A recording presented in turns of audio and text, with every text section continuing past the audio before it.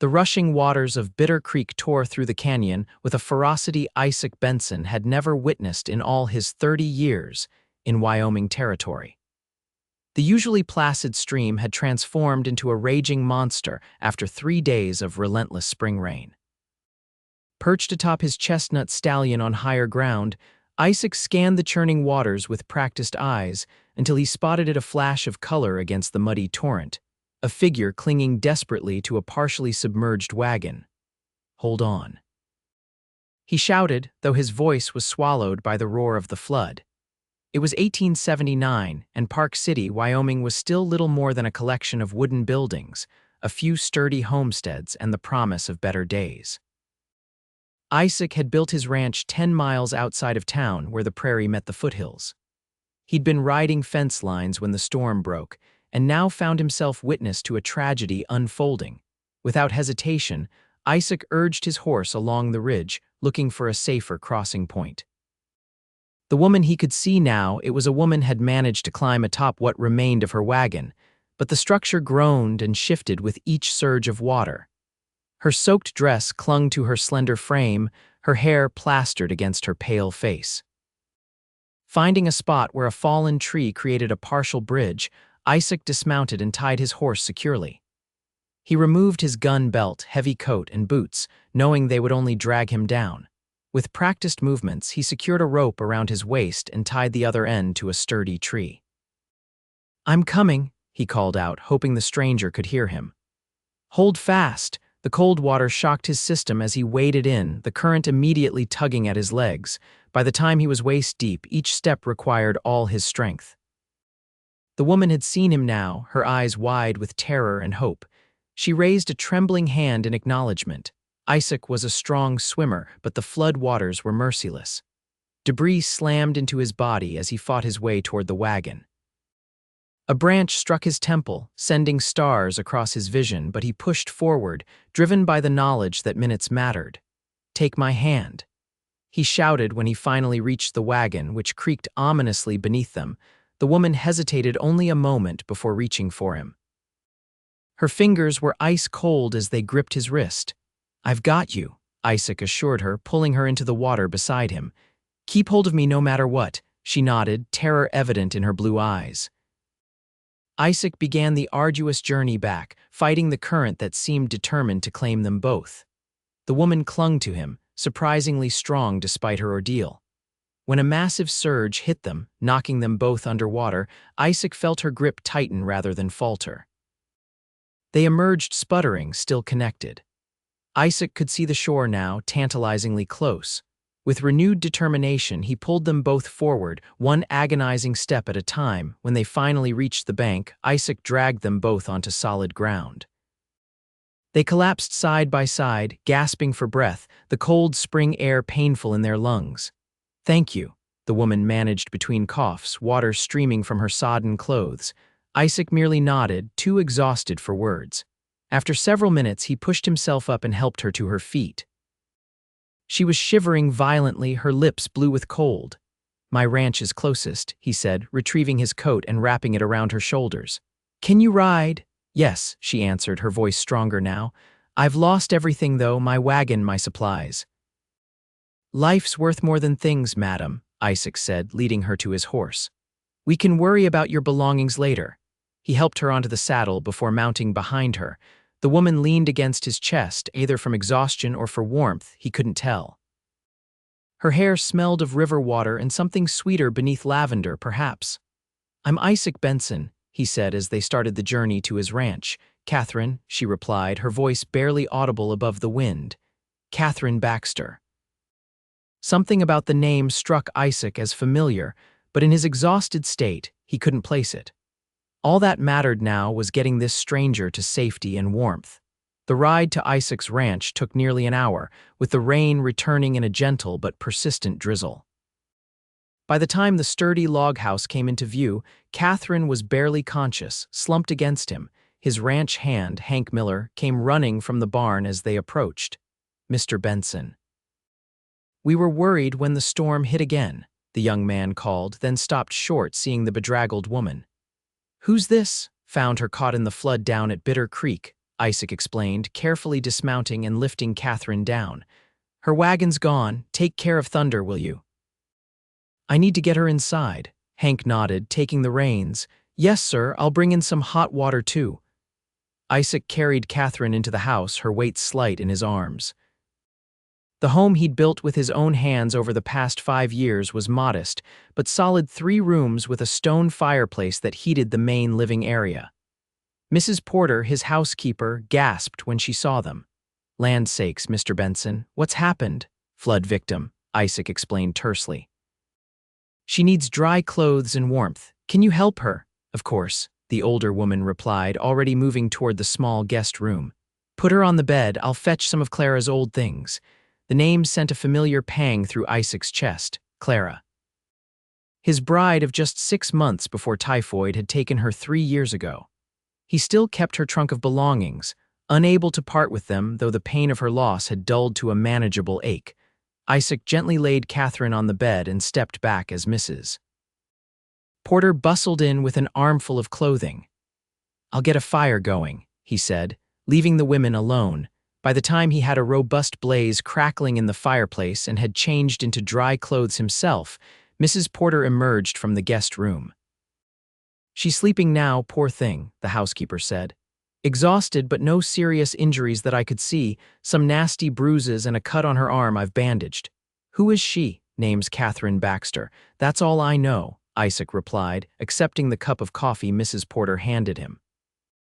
She was traveling alone, far as I could tell. A woman alone in these parts? Mrs. Porter clucked her tongue. Not wise at all. Isaac nodded absently, the name still tugging at his memory. Baxter. Why did it sound familiar? I've put some soup on, Mrs. Porter continued. She'll need something warm when she wakes. You too, by the looks of it. Thank you, Mrs. Porter. Left alone with his thoughts, Isaac sank into his chair by the fire, the events of the day catching up with him. His muscles ached from the fight against the current, and a throbbing pain pulsed where the branch had struck his temple. But he was alive, and so was the stranger he'd pulled from the flood. Catherine Baxter. The realization hit him like a physical blow. Baxter. Clara's maiden name had been Baxter. Clara had mentioned a younger sister once or twice, though Isaac had never met her. The sister had been away at school in the East when he and Clara had married in a simple ceremony in Park City. Could this woman be Clara's sister? The timing seemed impossible, too coincidental to be believed. Yet the more he considered it, the more certain he became. Catherine Baxter. Clara Baxter, Benson's sister. Isaac was still pondering this possibility when a soft sound made him look up. Catherine stood in the doorway of the guest room, wrapped in one of Clara's old dresses, her damp hair hanging loose around her shoulders. The resemblance to Clara wasn't striking. Catherine was taller, with darker hair and a more angular face, but there was something in the set of her eyes that reminded him powerfully of his late wife. Mr. Benson, she said hesitantly, I wanted to thank you properly for saving my life. Isaac stood quickly, gesturing to a chair opposite his. Please sit, you must still be exhausted. She moved gracefully to the chair, the dress slightly too short for her frame. Your housekeeper said you found me in the flood. I remember little after my wagon was swept away. Bitter Creek overflowed its banks, Isaac explained. I was checking fence lines when I spotted you. Catherine nodded, her gaze drifting to the fire. I've lost everything. All my possessions, my father's letters, the money from selling our farm in Ohio. You're from Ohio? Isaac asked, the pieces beginning to fit together. Yes, our family farm outside Columbus, she confirmed. After my father died last winter, there was nothing to keep me there. Isaac took a deep breath. Miss Baxter, I hope you'll forgive the personal question, but… Did you have a sister named Clara? Catherine's head snapped up, her eyes suddenly alert and wary. Yes, how did you know that? Clara was my wife, Isaac said softly, the color drained from Catherine's face. She died 3 years ago, typhoid. Catherine's hand flew to her mouth, her eyes filling with tears. No, that's not possible. I received a letter from her just last year telling me about her marriage, about Park City. Isaac shook his head sadly. That can't be right. Clara passed in the summer of '76. The letter was dated March of '78, Catherine insisted. It had details only Clara would know. She wrote that her husband was a rancher named Isaac Benson, that they were happy, that I should consider joining them when I could. A cold feeling settled in Isaac's stomach. May I see this letter? It was in my trunk, Catherine replied, her voice breaking, lost in the flood. The silence between them grew heavy, filled only by the crackling of the fire and the distant sound of rain against the windows. I came here looking for her, Catherine finally said. The last address I had was in Park City. I was planning to ask around once I arrived. I'm sorry, Isaac said, the words feeling wholly inadequate. I would have written to inform your family, but Clara said there was only you, and she didn't have your address at the school. Catherine nodded slowly, processing the devastating news. I left school over 2 years ago after our father fell ill. I've been running the farm since then. She paused, fighting for composure. So I've traveled all this way, lost everything I own, only to find my sister is already gone. Isaac wished he had words to comfort her, but grief was a familiar enough companion that he knew there were none. Instead, he said, "You're welcome to stay here until you recover and decide what to do next. I know it's what Clara would have wanted." "Thank you," Catherine replied softly. "I don't have many options at the moment." Mrs. Porter entered with a tray bearing 2 bowls of steaming soup, breaking the somber mood. "You both need to eat," she announced, setting the tray on the small table between them. "Miss Baxter, you look like you could use some nourishment." "Thank you, Mrs. Porter," Catherine said, accepting the bowl, "and thank you for the clothes." The housekeeper's eyes softened. "Those were Mrs. Benson's dresses. I hope you don't mind wearing them." "No," Catherine replied, her fingers touching the fabric reverently. "I don't mind at all." After Mrs. Porter left, they ate in silence, each lost in their own thoughts. Isaac watched Catherine surreptitiously, noting the grace with which she moved, the strength evident in her slender frame despite her ordeal. She wasn't conventionally beautiful like Clara had been, but there was a compelling quality to her intelligence in her eyes, determination in the set of her jaw.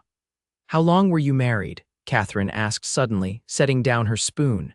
6 months, Isaac replied, the memory still painful.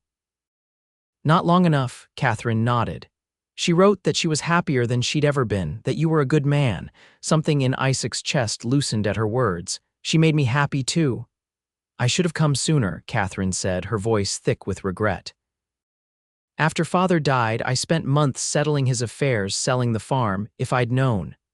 "You couldn't have known," Isaac assured her, "and there's nothing you could have done. The fever took her quickly." Catherine wiped away a tear. Was she alone?" "No," Isaac said firmly. "I was with her. I didn't leave her side."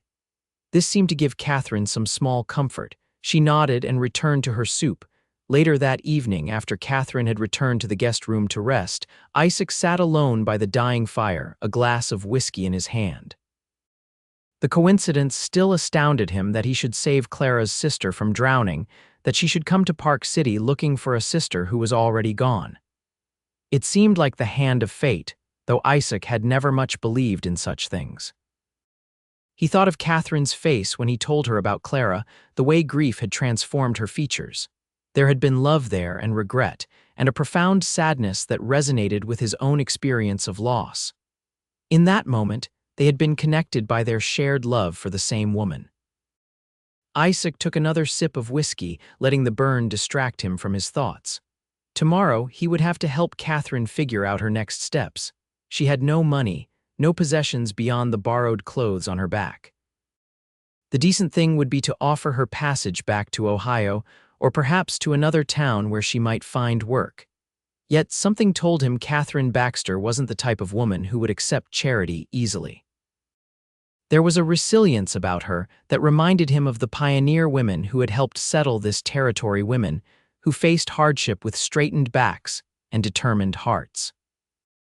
With that thought, Isaac banked the fire for the night and headed to his bedroom, wondering what the morning would bring. Dawn arrived with clear skies, the storm having moved eastward during the night. Isaac rose early as was his habit, checking on the livestock with Hank before returning to the house for breakfast. He was surprised to find Catherine already awake, sitting at the kitchen table while Mrs. Porter taught her how to make sourdough biscuits. "Good morning," Isaac said, hanging his hat on the peg by the door. Catherine looked up, a smudge of flour on her cheek. Good morning, Mr. Benson. Please call me Isaac, he insisted. After all, we're family in a way. A shadow passed over Catherine's face, but she nodded. Then you must call me Catherine. How are you feeling today? He asked, accepting a cup of coffee from Mrs. Porter. Better, thank you, Catherine replied. Though I'm afraid I've imposed on your hospitality enough, I need to figure out what to do next. Mrs. Porter clucked disapprovingly. You're in no condition to be making any decisions yet, Miss Baxter. You need rest and recovery after your ordeal. Mrs. Porter is right, Isaac said. Stay at least a few days, then we can discuss your plans. Catherine seemed about to protest, then relented. Very well. But I insist on helping around the house while I'm here. I won't be a burden. I could use the help, Mrs. Porter admitted, especially with the spring cleaning coming up. Then it's settled, Isaac said, relieved. Something about the thought of Catherine leaving immediately had unsettled him. Now, is that breakfast I smell? I'm famished. Over the next few days, Catherine gradually recovered her strength. True to her word, she helped Mrs. Porter with household tasks, proving herself both capable and hardworking. Isaac found himself impressed by her practical nature and quick mind. On the third day after the flood, Isaac took Catherine into town to see if any of her belongings had been recovered. The creek had receded to its normal levels, leaving behind a swath of destruction along its banks. Several homesteads had been damaged, though thankfully no lives had been lost. Park City was bustling with activity as they rode in, Isaac on Thunder and Catherine on a gentle mare named Daisy. The town consisted of one main street with various businesses, a general store, saloon, blacksmith, small hotel, and a newly built church. It wasn't much compared to the cities back east, but it served the needs of the surrounding ranches and farms. It's smaller than I expected, Catherine commented as they rode down the main street. It's growing, Isaac replied. When I first came here 8 years ago, it was half this size. They stopped first at the sheriff's office, a small building near the center of town. Sheriff Thomas Davis was a grizzled veteran of the Civil War who had known Isaac since he first arrived in Park City. Isaac Benson, the sheriff greeted them, stepping out onto the porch. His eyes moved to Catherine with open curiosity. Who's this you've brought to town? Sheriff Davis, this is Miss Catherine Baxter, Isaac introduced them. She's Clara's sister. Her wagon was caught in the flood 3 days ago. I was hoping you might have news of any recovered property. Understanding dawned in the sheriff's eyes. Clara's sister, you say? I'm mighty sorry about your loss, Miss Baxter. Clara was a fine woman. Thank you, Catherine said softly. As for your wagon, the sheriff continued, we've recovered quite a bit of debris downstream. A few trunks and boxes washed up near the Peterson place. They're stored in the livery stable if you'd like to take a look. Hope flickered in Catherine's eyes. I would appreciate that very much. At the livery stable, they found several damaged trunks and crates laid out for identification. Catherine moved among them, examining each piece carefully. This one's mine, she said finally, pointing to a battered trunk with brass fittings. And this smaller case as well. The liveryman, Mr. Jenkins, helped them load the recovered items into Isaac's wagon. Sorry about the condition, madam. Water damage got to most everything. Catherine nodded, her expression a mixture of relief and disappointment. I'm grateful to have anything back at all.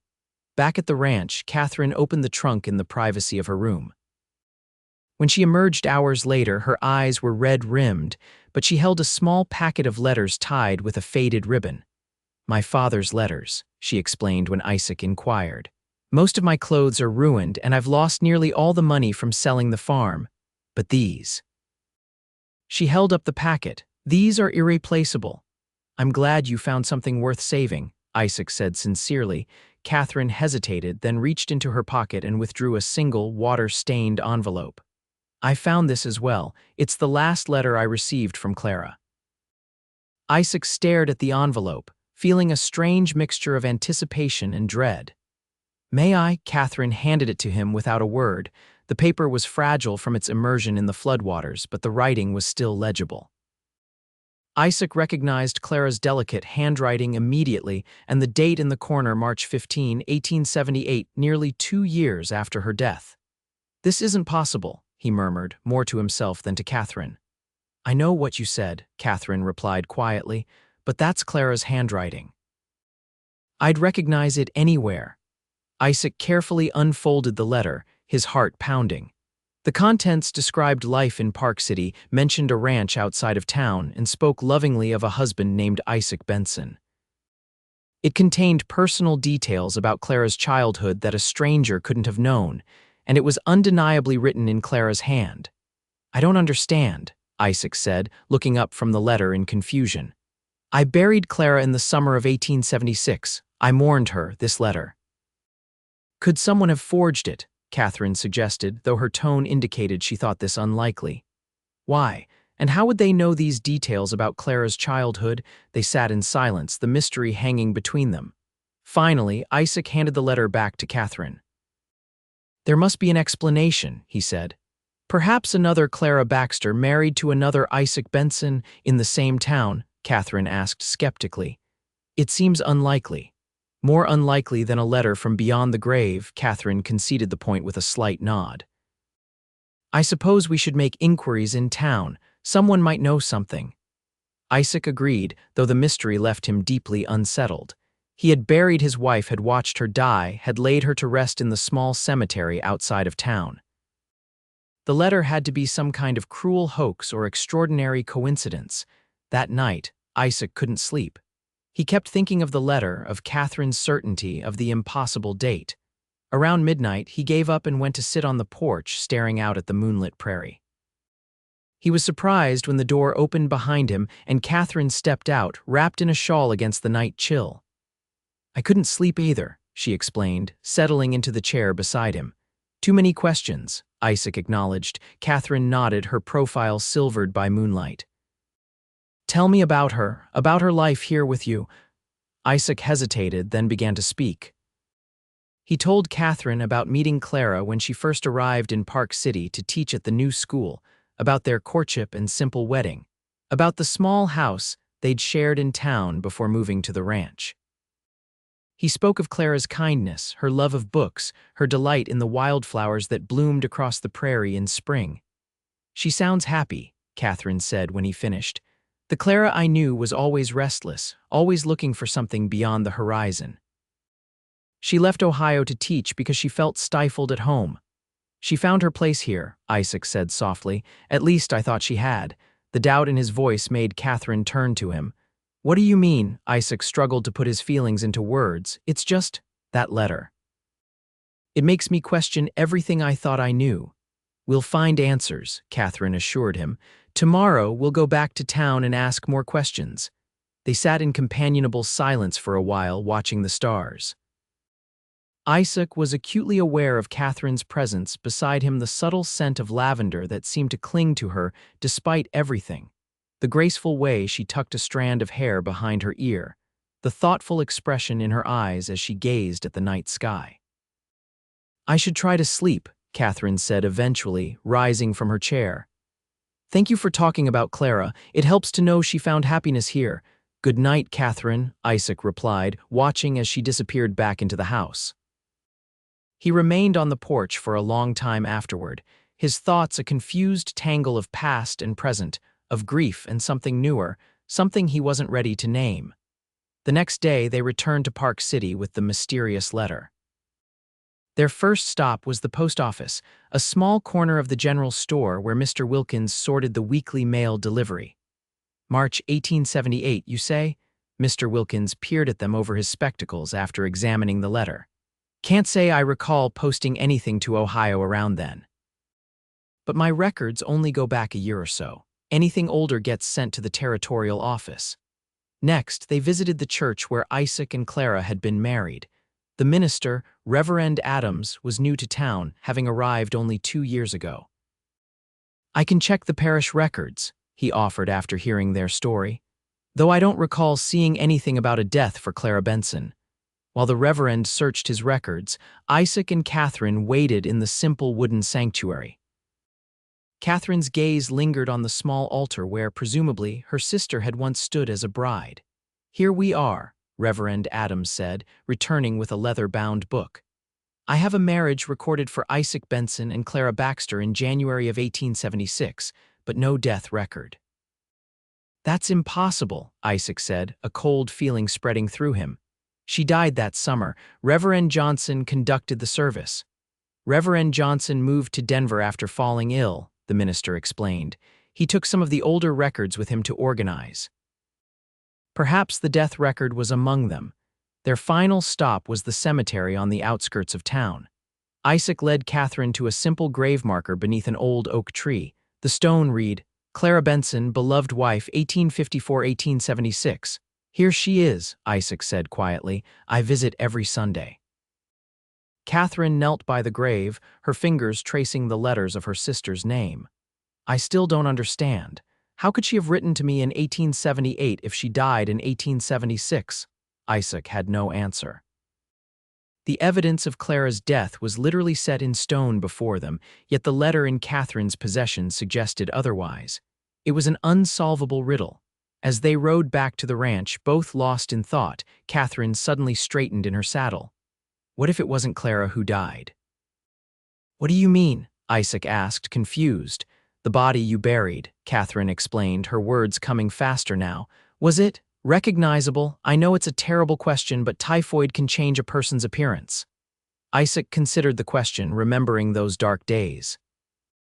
She was very ill at the end, fevered, delirious. Her face was different, yes, but it was Clara. Are you absolutely certain? Catherine pressed. Could it have been someone else, someone who resembled her? Who? Isaac demanded. And where would Clara have gone? Why would she leave and then write to you as if she were still here?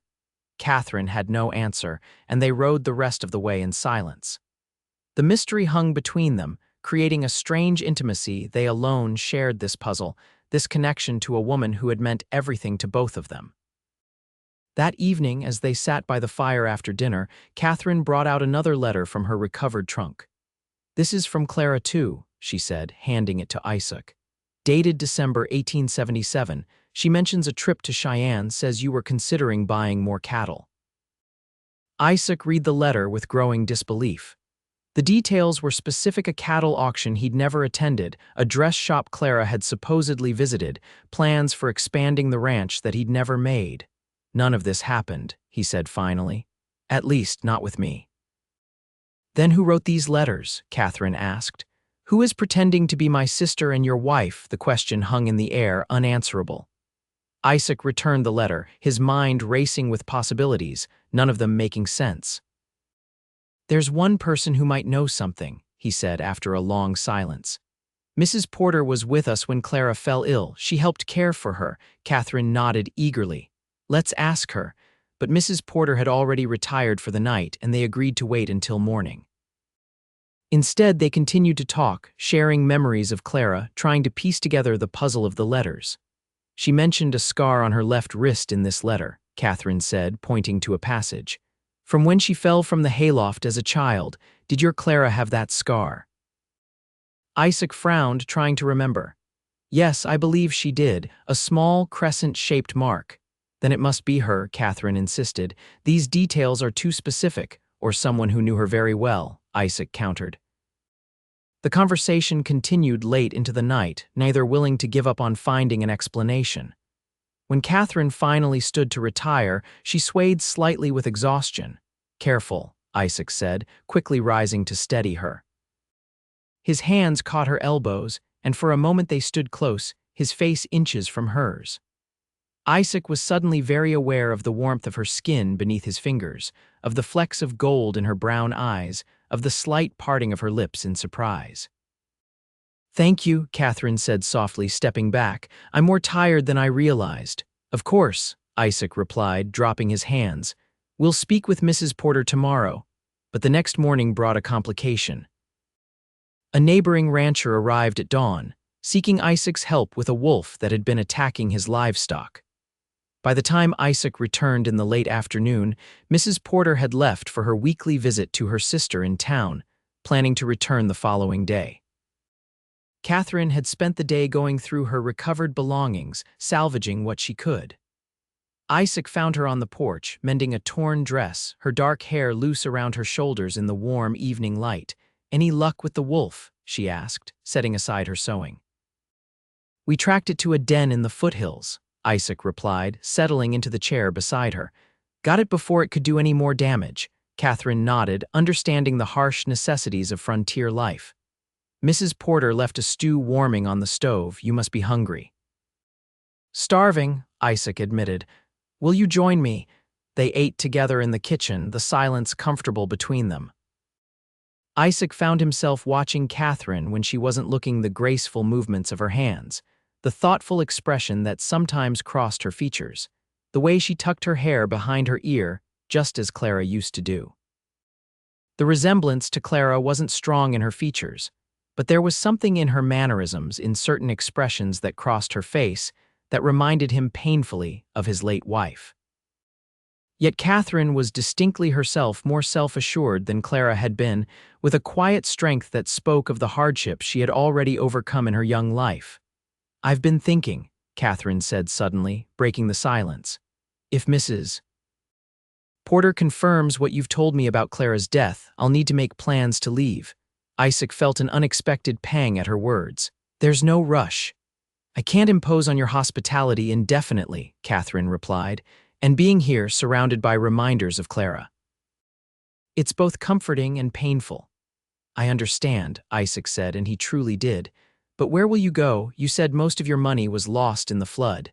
Catherine's expression grew determined. I'll find work, perhaps in Cheyenne or Denver. I'm well educated and not afraid of hard work. A woman alone faces many difficulties in these territories, Isaac cautioned. I'm aware, Catherine replied, a hint of steel in her voice, but I've faced difficulties before. Isaac had no doubt of that. In the week she had been at the ranch, Catherine had proven herself capable and resourceful, adapting quickly to ranch life despite her Eastern upbringing. At least stay until we have answers about the letters, he suggested. We owe it to Clara to solve this mystery. Catherine considered this, then nodded. Very well, but I insist on contributing while I'm here. Perhaps I could help with the accounts. I managed my father's farm books for years. I'd welcome the help, Isaac said truthfully. His ranch was prospering, but keeping records had never been his strength. The next day, Mrs. Porter returned from town with surprising news. She'd encountered an old acquaintance who had recently moved back to Park City after several years in Cheyenne. Mrs. Davis says there's a woman in Cheyenne who goes by the name Clara Benson, Mrs. Porter reported, her expression troubled. She claims to be from Park City, married to a rancher. Isaac and Catherine exchanged stunned looks. That's impossible, Isaac said flatly. I buried my wife. Nevertheless, Mrs. Porter continued, Mrs. Davis is quite certain she met this Clara Benson at a social gathering last year. The woman spoke of Park City as her home. We need to go to Cheyenne, Catherine said immediately. Isaac nodded, his mind racing. I'll make arrangements. We can take the train from Laramie. Should I come with you? Mrs. Porter asked, concerned. No, Isaac decided. Someone needs to stay and watch over the ranch. Hank can handle the livestock, but I'd feel better knowing you were here too. The journey to Cheyenne took 2 days, 1 day by horseback to Laramie, then several hours by train to the territorial capital. They arrived in the bustling city as the sun was setting, casting long shadows across the wide streets and substantial buildings. Cheyenne was a far cry from the small settlement of Park City. As the hub of the Union Pacific Railroad, it had grown rapidly into a proper city, with hotels, banks, and even a few mansions belonging to cattle barons and railroad executives. Isaac secured rooms for them at a respectable hotel near the train station. After a quick meal, they retired to their separate rooms, agreeing to begin their search in the morning. Sleep eluded Isaac. He paced the confines of his hotel room, his mind filled with contradictory thoughts. Could Clara somehow be alive? Had there been some terrible mistake? Or was this woman in Cheyenne an imposter, using his wife's name for reasons he couldn't fathom? Either possibility seemed impossible to accept. If Clara was alive, it meant she had abandoned him without a word, allowing him to believe she had died. If the woman was an imposter, what could she possibly gain from such a deception? Morning brought no clarity, but it did bring a plan. Isaac and Catherine would begin by asking discreet questions at the places mentioned in Clara's letters: the dress shop, the cattle auction house, the church she claimed to attend. The dress shop yielded their first lead. The proprietress, a Mrs. Henderson, remembered Clara Benson clearly. "Such a lovely young woman," she said, examining the letter Catherine showed her. "Yes, she purchased a blue silk dress for the Cattlemen's Association ball last winter, said her husband was a rancher near Park City. Did she ever mention her husband's name?" Isaac asked, his voice carefully neutral. Mrs. Henderson thought for a moment. "Isaac, I believe. Yes, that's right. She spoke very fondly of him." Each confirmation felt like a blow. They continued their inquiries throughout the day, building a picture of a woman who had been living in Cheyenne for at least 2 years, calling herself Clara Benson, and claiming to be married to a rancher named Isaac from Park City. By evening, they had an address, a modest house in a respectable neighborhood on the outskirts of town. Standing on the street outside the neat white dwelling, Isaac felt a surreal disconnection from reality. "Are you ready?" Catherine asked quietly, her hand touching his arm briefly. Isaac nodded, unable to speak. Together, they approached the front door and knocked. The woman who opened the door was not Clara. She was older, perhaps in her 50s, with graying hair and a kind, weathered face. "Yes, can I help you?" Isaac found his voice. "We're looking for Clara Benson." A shadow passed over the woman's face. "I'm afraid Mrs. Benson isn't here. She's visiting her sister back east. I'm Mrs. Turner, her housekeeper. Are you friends of hers?" Catherine stepped forward. "I'm her sister, Catherine Baxter, and this is Isaac Benson, her husband, Mrs." Turner's eyes widened in shock. "That's not possible. Mr. Benson died 3 years ago, and Mrs. Benson has no sister named Catherine." The three of them stared at each other in stunned silence. Finally, Mrs. Turner stepped back, opening the door wider. "Perhaps you'd better come inside." The interior of the house was tastefully furnished, with a distinctly feminine touch. Mrs. Turner led them to a small sitting room and invited them to be seated. "I don't understand what's happening," the housekeeper said, her voice shaking slightly. "But Mrs. Benson would never claim to be married to a living man. She mourned Mr. Benson deeply after the typhoid took him." "That's exactly how my wife died," Isaac said. "Of typhoid fever 3 years ago. I buried her in Park City." Mrs. Turner shook her head in confusion. "Mrs. Benson buried her husband in Denver before moving to Cheyenne. She was originally from Ohio, came west to teach school, married a rancher named Isaac Benson." "Show her the letter," Isaac suggested to Catherine, who withdrew Clara's letter from her reticule. Mrs. Turner examined it, her face paling. "That's Mrs. Benson's handwriting, but these details, they're all wrong. She doesn't have a ranch in Park City. She lives here alone except for me." "May we see a picture of Mrs. Benson?" Catherine requested. Mrs. Turner hesitated, then moved to a small table that held several framed photographs. She selected one and handed it to Catherine. Isaac leaned in to look, his heart pounding. The photograph showed a woman who resembled Clara, the same delicate features, the same gentle smile. But there were subtle differences. Her hair was styled differently, her posture more rigid. It could have been Clara's twin, but Isaac knew with absolute certainty that it was not his wife. "That's not my sister," Catherine said firmly, looking up from the photograph. "There's a resemblance, but this isn't Clara." "And that's not my wife," Isaac added. Mrs. Turner looked between them, clearly distressed. "I don't understand. Why would she? Who would? When is Mrs. Benson expected to return?" Isaac asked. "Not for several weeks." "She's visiting Columbus, Ohio." Catherine's head snapped up. "That's where our family farm was located." The coincidences were piling up, creating a picture that was both incredible and disturbing.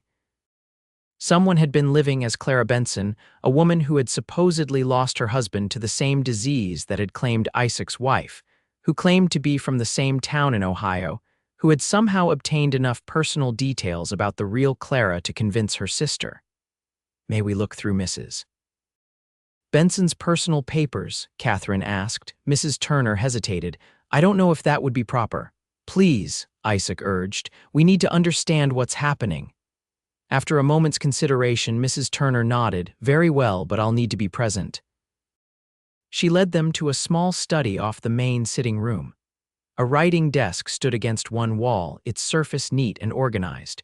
Mrs. Turner opened the drawers, allowing them to examine the contents. They found letters, dozens of them, addressed to various people back east. Some were signed Clara Benson, others with different names. There were documents with different handwriting samples, as if someone had been practicing various styles. And there was a journal filled with detailed notes about Clara Baxter's childhood, her life in Ohio, her journey west. "It's as if she was studying to become Clara," Catherine said, her voice hushed with horror. Among the papers was a newspaper clipping from the Park City Gazette, announcing the death of Clara Benson, beloved wife of Isaac Benson, from typhoid fever in the summer of 1876. Another clipping, this one from a Denver paper, announced the death of Isaac Benson, leaving behind his grieving widow, Clara. "She's a confidence woman," Isaac realized aloud. "She's created this identity using information from newspaper accounts and whatever else she could gather. But why?" Catherine asked, "What could she gain?" The answer came in the form of a stack of bank documents.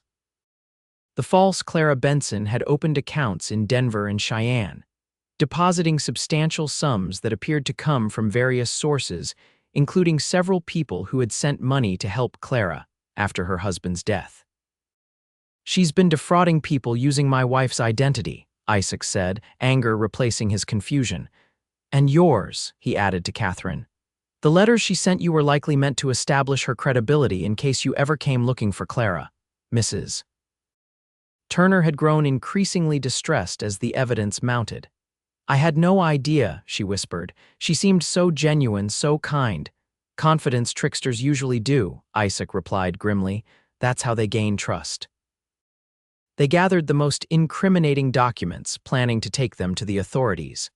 Before leaving, Isaac asked one final question. "Mrs. Turner, what name did Mrs. Benson use before she came to Cheyenne?" "Her real name," the housekeeper thought for a moment. "I believe she mentioned once that she had been born Elizabeth Caldwell, but she said she stopped using that name after her first husband died." Elizabeth Caldwell. The name meant nothing to Isaac, but he committed it to memory.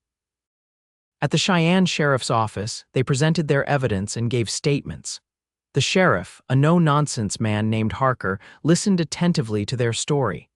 "We've had reports of similar schemes in Denver and Salt Lake City," he said when they finished. "A woman using various identities to gain sympathy and financial support. If this Elizabeth Caldwell is the same person, she's wanted in 3 territories." "Will you arrest her when she returns?" Catherine asked.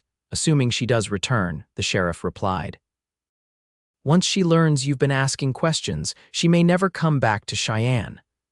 Isaac hadn't considered that possibility. The woman might simply vanish, moving on to another town and another identity. The thought that she would escape justice for using Clara's name, for sending those false letters to Catherine, filled him with frustration. "What can we do?" he asked. "Not much, I'm afraid," Sheriff Harker admitted. "We'll watch the house, question her if she returns." "But these types often have a sixth sense for danger. I wouldn't count on catching her." With heavy hearts, Isaac and Catherine left the sheriff's office. Night had fallen over Cheyenne, the streets lit by gas lamps that cast pools of yellow light on the boardwalks. "I'm sorry," Isaac said as they walked back toward their hotel. "I know you hoped for answers about Clara." "I got answers," Catherine replied quietly. "Just not the ones I expected." They walked in silence for a few moments, both processing the day's revelations. The mystery of the letters had been solved, but the solution brought no comfort, only the knowledge that someone had been cruel enough to exploit their grief for financial gain. "What will you do now?" Isaac asked as they reached the hotel. Catherine considered the question. "I still need to find work, make a new start somewhere." "You could stay in Park City," Isaac suggested, surprised by how much he wanted her to agree. "The school might need a teacher. Clara always said you were well educated." "I'd be living in my sister's shadow," Catherine pointed out. "Everyone would compare me to her." "Not for long," Isaac said. "They'd soon see you for yourself." Catherine smiled faintly. "Perhaps I'll think about it." They parted in the hotel lobby, retiring to their separate rooms. Isaac lay awake for hours, thinking about Catherine, about Clara, about the strange twist of fate that had brought Clara's sister into his life just when he had begun to believe the sharp edges of grief had finally dulled. They returned to Park City 2 days later, the journey passing mostly in comfortable silence. Both had much to think about. For Isaac, the revelation about the false Clara had reopened wounds he thought had healed, forcing him to confront his grief anew. For Catherine, the confirmation of her sister's death meant abandoning the hope that had sustained her through her long journey west. Yet as they rode side by side across the Wyoming prairie, Isaac found himself increasingly aware of Catherine's presence, the determined set of her jaw, the intelligence in her eyes, the quiet strength she exhibited in the face of disappointment. She was nothing like Clara, and yet there was something about her that called to him, something that made him realize he was not ready for her to leave his life. Back at the ranch, they shared the truth about the letters with Mrs. Porter, who was appropriately outraged on their behalf. The nerve of that woman, using poor Clara's name that way. The sheriff in Cheyenne will try to apprehend her, Isaac assured her, but she may have already fled. Well, at least you know the truth now, Mrs. Porter said, patting Catherine's hand sympathetically. Though I'm sorry it wasn't happier news, my dear. Thank you, Catherine replied. Knowing is better than wondering, even if the truth is painful. That evening, Isaac found Catherine on the porch, watching the sunset paint the prairie in shades of gold and crimson. He joined her, sitting in the chair that had become his customary place beside her over the past week. Have you decided what you'll do next? He asked after a comfortable silence. Catherine nodded. I think I'll stay in Park City, at least for a while, Mrs. Porter mentioned that the hotel is looking for someone to manage their accounts. It's not teaching, but it would be a start. Relief washed through Isaac at her words. That's good news, you'd be good at it. I've also been thinking about what that woman did, Catherine continued. Using Clara's identity, writing those letters to me, it was cruel, but in a way it brought me here. She turned to look at him directly. I might never have come to Wyoming otherwise, never would have known what happened to Clara, never would have met you. Something in her tone made Isaac's heart beat faster. I'm glad you came, he said simply. Even though I arrived half-drowned and penniless, Catherine asked, a hint of humor in her voice. Especially then, Isaac replied with a smile. It gave me the chance to rescue you after all. Catherine laughed softly, the sound warming Isaac in a way the setting sun could not. My gallant rescuer. They fell silent again, watching as the first stars appeared in the darkening sky. Isaac was acutely aware of Catherine beside him, not as Clara's sister now, but as herself, a woman of courage and intelligence who had somehow begun to carve out a place in his life. I should tell you, Isaac said finally, that if you stay in Park City, people will talk. A single woman living alone always raises eyebrows in small towns. Let them talk, Catherine replied with a dismissive wave. I've never much cared for gossip. There is an alternative, Isaac said, his voice carefully neutral. You could stay here. Catherine turned to him, her expression unreadable in the gathering darkness. As what exactly? Isaac hadn't planned this conversation, hadn't even admitted to himself what he was feeling until this moment. But now that the words hung between them, he knew they were right. As my wife, he said quietly, if you were willing. Catherine's sharp intake of breath was the only sound in the stillness of the evening. Isaac, we've known each other barely 2 weeks. I know, he acknowledged, and I'm not suggesting we marry tomorrow. But I've come to care for you, Catherine, not as Clara's sister, but as yourself. Given time, I think that feeling could grow into something more. And if it doesn't, Catherine asked, practical even now. Then we remain friends, and I help you establish yourself in Park City or wherever else you wish to go, Isaac replied honestly. I'm not offering charity or convenience, Catherine. I'm offering a chance for both of us to see if there might be something worth building together. Catherine was silent for a long moment, considering his words. I care for you too, she admitted finally, but I need time. Time to know my own heart, time to be sure I'm not simply clinging to the only connection I have left to Clara. Take all the time you need, Isaac assured her, reaching over to take her hand. I'm not going anywhere. Catherine's fingers tightened around his, a gesture of acceptance if not yet commitment. Thank you, she said softly. They sat together as night fell completely, hands linked, watching the stars emerge above the vast Wyoming prairie. The future was uncertain, but for the first time since Clara's death, Isaac felt a sense of possibility, of life continuing beyond loss. Whatever came next, they would face it together. Summer faded into autumn, and Catherine remained at the ranch. She took the position at the hotel in Park City, riding into town 3 days a week to manage the accounts while continuing to help Mrs. Porter with the household on her days at the ranch. She moved into a small cabin that Isaac and Hank renovated for her, granting her independence while keeping her close. As the weeks passed, their relationship deepened. They spoke often of Clara, sharing memories that kept her presence alive between them without allowing grief to overshadow their growing feelings for each other. Isaac came to appreciate Catherine's practicality, her quiet humor, her unassuming strength. Catherine discovered Isaac's gentle heart beneath his weathered exterior, his unwavering loyalty, his deep connection to the land he had claimed as his own. By the time the first snow dusted the prairie in early December, Isaac knew with certainty that what he felt for Catherine was love different from what he had shared with Clara, but no less real, no less profound. And from the way Catherine's eyes softened when they met his, from her lingering touch when she passed him a cup of coffee in the morning, he dared to hope she felt the same. On Christmas Eve, with the ranch house decorated with pine boughs and candles, Isaac asked Catherine to join him for a ride. Despite the cold, she agreed readily, bundling up in the warm coat he had given her as an early Christmas gift. He led her to a ridge overlooking the ranch, where the land spread out below them in a patchwork of white fields and dark stands of pine.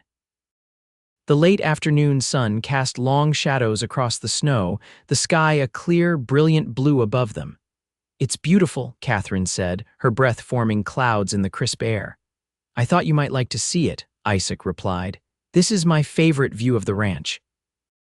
I come here when I need to think, to remember why I chose this life." Catherine nodded, understanding. "It feels like you can see forever from up here." "I brought Clara here once," Isaac said quietly. "Soon after we were married, she loved it too." Catherine turned to him, her expression somber. "Do you still miss her terribly?" "I'll always miss her," Isaac answered honestly.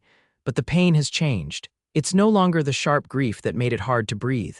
Now it's more like remembering a beautiful sunset, something precious that couldn't last, but that I was fortunate to witness." Catherine reached for his hand, her fingers warm despite the cold. "That's a lovely way to think of it." Isaac squeezed her hand gently. "Clara would have liked you, not just because you're her sister, but because of who you are, strong, kind, unafraid." "I think I would have liked the Clara you knew," Catherine replied. "She sounds different from the sister I remember, happier, more settled." "She was," Isaac confirmed. "This place changed her just as it's changed me." He paused, gathering his courage. "Just as it's changing us." Catherine met his gaze steadily. "Yes." The simple affirmation gave Isaac the confidence to continue. He reached into his pocket and withdrew a small box, carefully wrapped in brown paper and tied with a red ribbon. "I have another Christmas gift for you," he said, offering it to her. Catherine took the package with a surprised smile. "You've already given me too much." "This one's different," Isaac said softly. "Open it." With careful fingers, Catherine untied the ribbon and unwrapped the paper. Inside was a small wooden box carved with a pattern of prairie flowers. She opened it to reveal a simple gold ring set with a single small diamond. "Oh, Isaac," she breathed, looking up at him with wide eyes. "It's not Clara's ring," he said quickly. "I wanted you to have something that was yours alone." Catherine nodded, understanding the significance of his choice. "It's beautiful." "Catherine Baxter," Isaac said, taking her hand again. "These past months have been a gift I never expected. You came into my life when I thought the best parts of it were behind me, and you've shown me that there can be joy after sorrow, love after loss." He took a deep breath, his heart pounding. "I love you not as a connection to Clara, not as a replacement for what I've lost, but for yourself, for your strength, your kindness, your courage in facing whatever life brings." Catherine's eyes shone with unshed tears as she listened.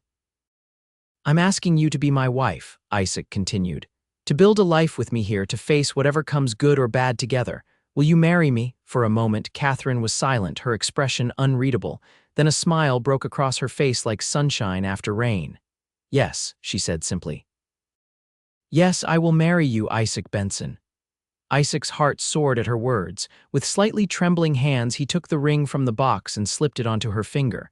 It fit perfectly, catching the last rays of the setting sun. Catherine looked at the ring, then up at Isaac. Without hesitation, she stepped forward and kissed him, her lips warm against his in the cold winter air. Isaac pulled her close, feeling as though his heart might burst with happiness. When they finally broke apart, both breathless, Catherine smiled up at him. "I love you too," she said softly. "I think I have since you pulled me from that flood." "That was quite a way to meet," Isaac replied with a chuckle. "I'm glad it happened," Catherine said seriously. "Not the flood itself, of course, but that you were there, that you found me." "I'll always find you," Isaac promised, drawing her close again as the first stars began to appear in the darkening sky. They were married on New Year's Day, 1880, in the small church in Park City. The ceremony was simple but joyful, attended by friends and neighbors who had come to know and respect Catherine during her months in town.